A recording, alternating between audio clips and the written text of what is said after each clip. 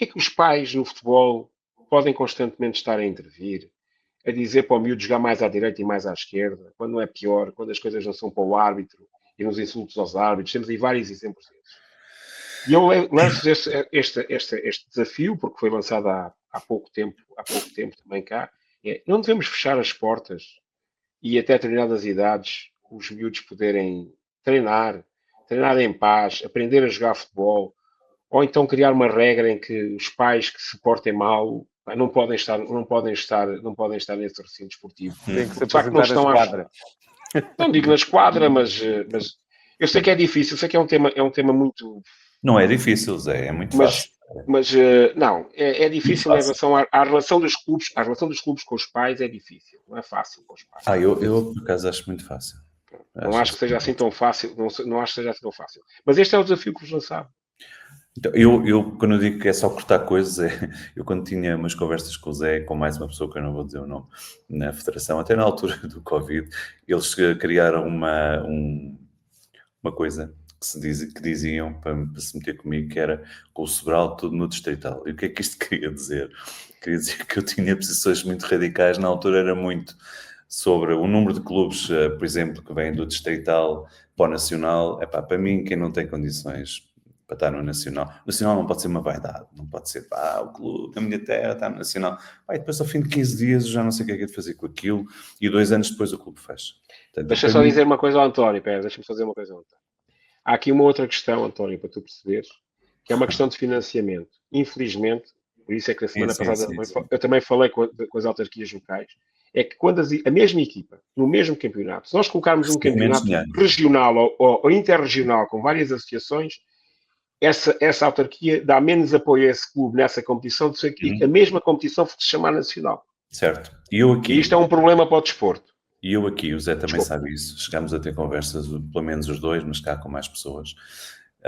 Eu defendo isso já há muito tempo. Eu acho que até uma determinada idade, 12, 14 anos, mas pronto, vamos pôr até aos 12, não deve haver pais. Por um lado, quando foi o Covid, já percebemos que dá para funcionar. Na altura, os pais vinham atrás dos muros, portanto, é possível.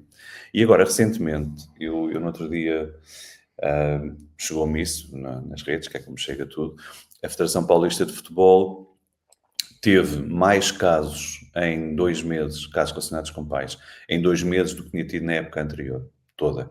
E, portanto, eles fizeram uma coisa que foi, durante um período, impedir os pais de assistir aos jogos, eu creio que foi campeonato sub-11 e sub-12. E depois fizeram um vídeo também, com os miúdos a contar, pronto, aquelas coisas que nós também já fizemos cá, vídeos, não se resolve nada com vídeos, mas acho que devemos fazê-los.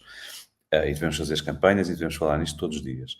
Mas, para mim, acho que as pessoas só percebem quando não podem entrar.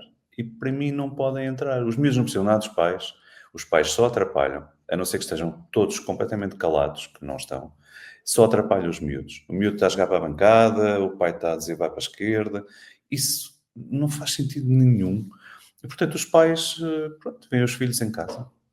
E agora falando um bocadinho, eu estou a falar sério, mas, por exemplo, não é muito complicado, e já em muitos campos já existem, arranjar uma maneira de ter uma câmara e de fazer um streaming. Isso hoje em dia é tudo muito fácil. E, portanto, queres ver o teu filho? Estás a aceder no YouTube ao jogo dos sub-15, pedes 3 euros a cada pai e montas o sistema. Portanto, não é... Isso é perfeitamente possível. Queres ver o miúdo? Vês. Agora, isto para lá gritar, dizer não sei o quê, não dá. Portanto, para mim é 3 meses sem pais nos estádios e depois vê-se. Se continuar tudo igual, a época toda. António. É a minha posição. Vocês querem mesmo saber a minha opinião sobre isso, não querem? Queremos.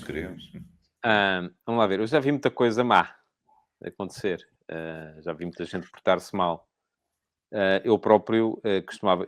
Eu próprio que nunca me portei e se aparecer alguém que me tenha visto a portar-me pior num campo, pode aparecer à vontade, porque não há.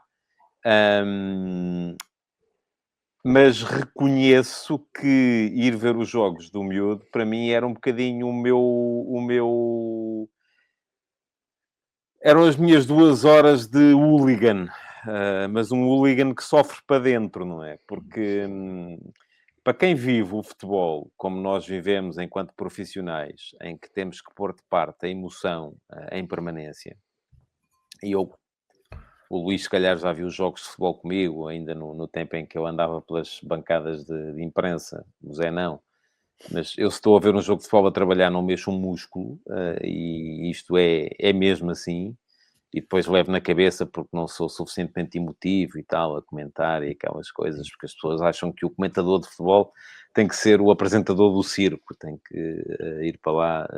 Bem, enfim, já me estou a desviar. Mas, para mim, os jogos eram a minha forma de vibrar, enquanto pai, enquanto quem está ali naturalmente a torcer pelo filho.